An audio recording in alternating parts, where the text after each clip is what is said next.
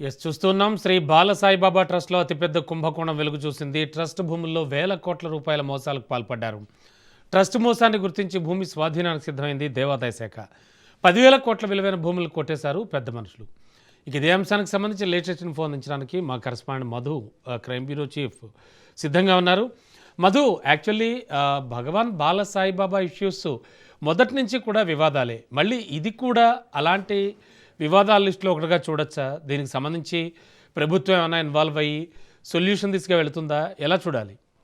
అంటే బాలసాయిబాబా చనిపోయిన తర్వాత తెర మీదకి వచ్చినటువంటి వ్యవహారాలు, తెర మీద కంటే ఎవరికి తెలియదు, కానీ తెర వెనుక మొత్తం అంతా కూడా కథ అంతా కూడా నడిచింది. ఏదైతే కొండాపూర్లో ఉన్నటువంటి మొత్తం 42 ఎకరాలు ప్లస్ కబ్జా చేసినటువంటి 15 ఎకరాలు, ఈ రెండు సర్వే నెంబర్లు అంతా కూడా అఫీషియల్గా కొంత, అన్అఫీషియల్గా కొంత, మొత్తం అంతా కూడా కబ్జా చేయడానికి 42 ఎకరాలు 15 ఎకరాలు, ఈ రెండు సర్వే నెంబర్లు ఏవైతే ఉన్నాయో వీటిల్లో ఉన్నటువంటి భూములంతటిని కూడా కబ్జా చేసి పడేశారు. ఇక కబ్జా చేసి పడేయడం అంటే ఇండైరెక్ట్గా వేరే వాళ్ళకి ఇవ్వడము. అఫీషియల్గా చూసుకుంటే మాత్రం వీళ్ళకు ప్రభుత్వం ఇచ్చింది, ప్రభుత్వం ఇచ్చిన దాన్ని అఫీషియల్ అంటారు.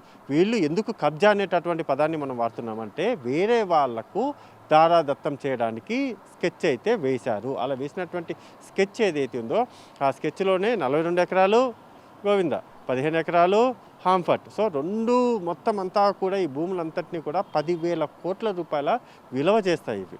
అలా విలువ చేసేటటువంటి ఈ భూముల పైన వీళ్ళ కన్ను పడిన తర్వాత ఫినిక్స్ ఎంటర్ అయింది. ఫినిక్స్ కంపెనీకి సంబంధించి రియల్ ఎస్టేట్ కంపెనీ మనకు గుర్తుంది. సో వాళ్ళు కూడా ఎంటర్ అయ్యారు. ఇప్పుడు కోర్టులో కూడా మొత్తం వ్యవహారం అంతా కూడా నడుస్తుంది. అలా నడుస్తున్నా సరే వీళ్ళు ఎంటర్ అవ్వడంతో ఇంకా ఏపీ దేవాదాయ శాఖ కీలకంగా వ్యవహరించి ఇందులో ప్రభుత్వానికి అంటే ట్రస్ట్కు సంబంధించినటువంటి భూములు ఏవైతే ఉన్నాయో ఆ భూములు కబ్జాకు గురయ్యాయి అనేటటువంటి విషయంతో పాటు ఇకపైన ట్రస్ట్కి సంబంధించినటువంటి భూముల వ్యవహారంలో మేము కూడా ఎంటర్ అవుతాము అనేటటువంటి నివేదికను కోర్టుకు సమర్పించింది. వన్స్ అది సమర్పించిన తర్వాత ఇంకా ఫర్దర్గా ఎప్పుడు యాక్షన్లోకి దిగబోతున్నారు.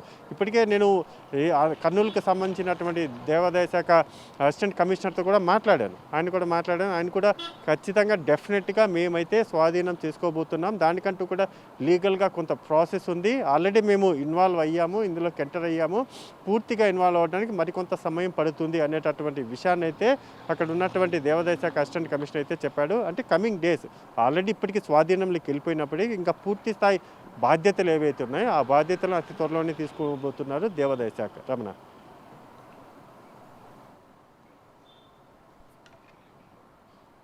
Okay, thank you Madhu.